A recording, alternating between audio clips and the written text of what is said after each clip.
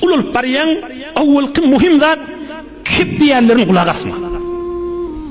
Şu kepe kulak asyp zindigiyle dargaýada. Bir 20-30 ýyl, 40 ýyl mundan odal bir göremizak ýöne ýaşullardan eşitýär. Bir mert adamlary geçipdir. Mert dinanalar geçipdir. Şolong ýany fuzulçylyk edip ke faydalaryna ay kep diýerler innap bermelerdir diýip ýene öz ünkü mehabbetleri bilen ýaşaýanmyşdy. Şol adamlar şayet oturup zikredip ya pirlere katnamayan bolsun. Kan oturup zikretýärlerden gowda şol adamlar. Kıyamet gün görersiňiz şol adamlar. Derecelerinin ýokardygyny. Olar kefin ýedinde dälmiş. Olar kefin ýedinde dälmiş. Olar kefin ýedinde dälmiş. Olar zindigiň içinde mertmişdikler. Olar kefin ýedinde dälmiş. Ine sen jogan oglun. Olar baryan zindigiň içinde eneden, denanadan, hemsayadan, başga birinden insanlaryň gaýraty etek düşen zaman bolupdyr. Gerekmejek gurrunlere da gatyşypdy, birini ýamallapdy. Bidirek gurrunlere giýipdiler, sen kep kulak asma. Kadim Türkmeniň bir mert adamlary bar. Özleri garaçy bolsa, Türkmen garaçy diýdi, awam diýdik da. Özleri awamyň içinde de bolsa, şu ýerde mertmişdikler, şolardan bol. Şuň bir netijesi şuda. Kefi innete o ýüregiň agyrtýandyr. Oğam kefi eşdiýän da, palany maňa şey diýdimi, şu hemsaýamy, ya şu gaýnatamy, şu gaýnanamy, şu körükmi, ya şu ene dädemmi, ya şu dogunum maňa şekefa aýtdymy. Hatmen şeýlemi diýe, indi bir tarafy bi hormaty etip başlaýar.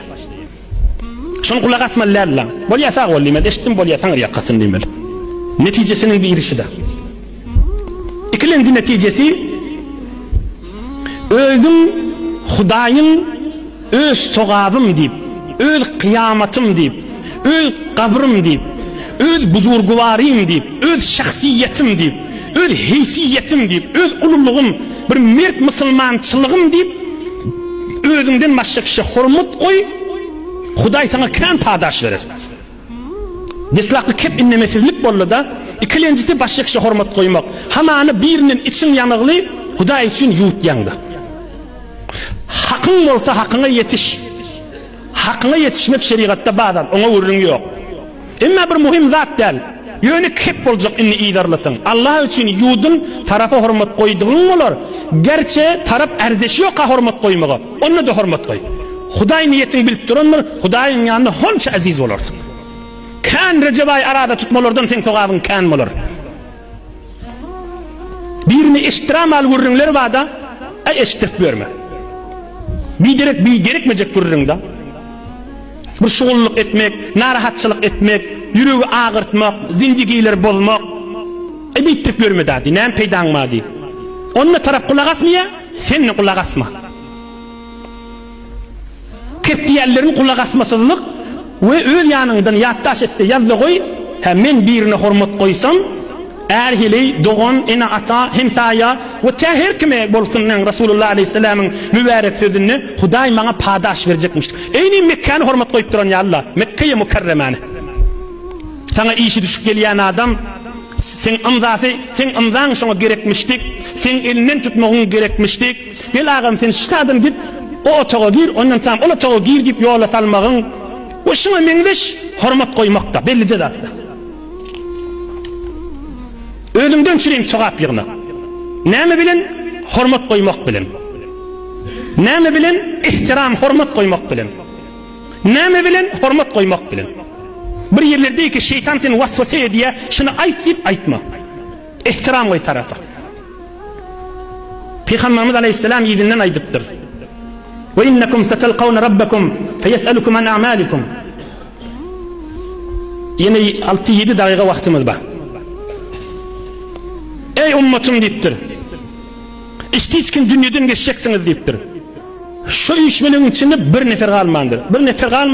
1400 ýyl geçipdir. Hiç kim dünýeden geçeceksiniz. Ve biz de hemmamizde geçecektir. Adaňa büýsanma, çemelli düzler, çemen senden gurir jere neglenmez.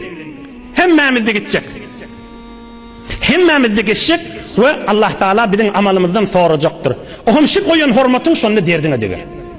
Şu kahar yudunun, şu kep gezdirilmedik, Şu sofi pirin arasında kep gezdirmek, ustad şagirdin arasında kep gezdirmek, mescit cemaatın arasında kep gezdirmek, kudolun arasında kep gezdirmek, iki dostun arasında, iki hemkarın arasında, bir müdir ve müdiriyetinin içindeki adamların arasında, hanavadaların arasında, şu kep gezdirmeyin, koy musulmançılık doğun olup yaşılsın deyse, olukon derece padaş Huday kıyamette verecektir. Amallar sorulduğuqa bir adam men kendi cevay arada bilinip öve gelse, bir adamda mene hurmat koyup kep gezdirtmedim deyse, yine bir mahul öve düşecekti. Mahul öve düşecekti. Oham Peygamberimiz aydıptır.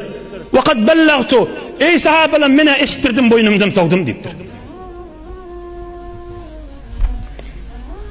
İmam Azam Ebu Hanife'nin şagirdi İbn Mübarek'ten kan eşittirdim. Marli İbn Mübarek.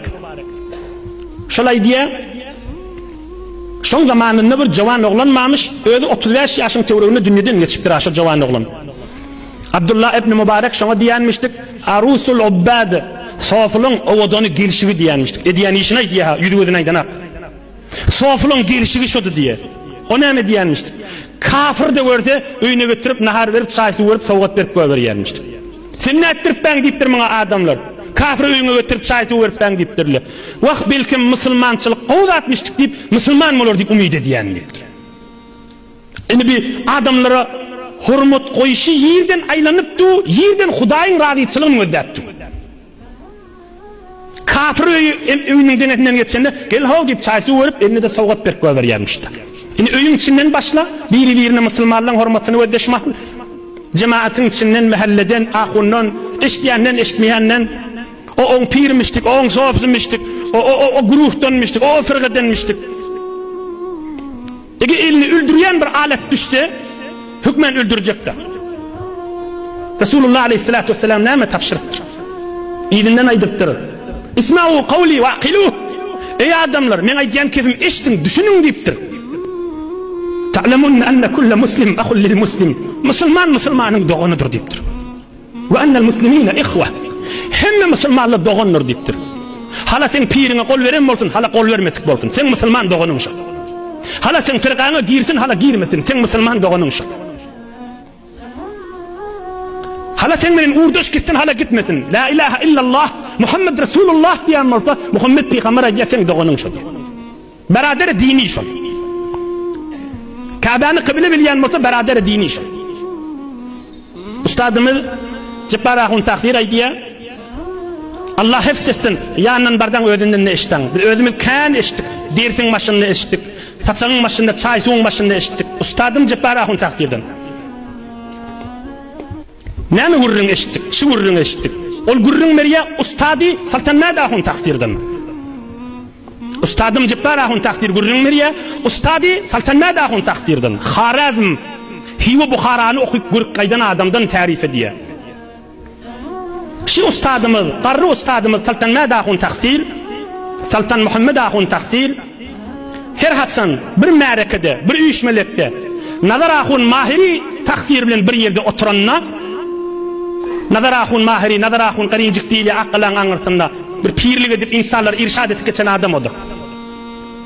İkisi bir ýerde oturanna, Saltanat ahun taksir 10 ýaşda ondan ulukonna bolsa, şonuň ýanyna bilije edip koyup şökü düşüp elin diýdiniň üstüne koyup oturardy diýip.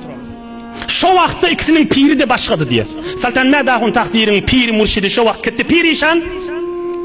Nazar ahun taksir mahirin piri şo wagt degmiradi işan. Emma bir-birlerini görellerine tamam edip koyup hormat koyup jany bilen içimiz daşymyz meňdeşdir diýip oturýanmışdyklar.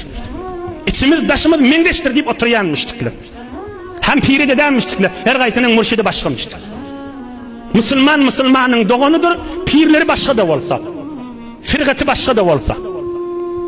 Bir umumlukdan musulman doganydygyny ýadyndan çykarmalydyr.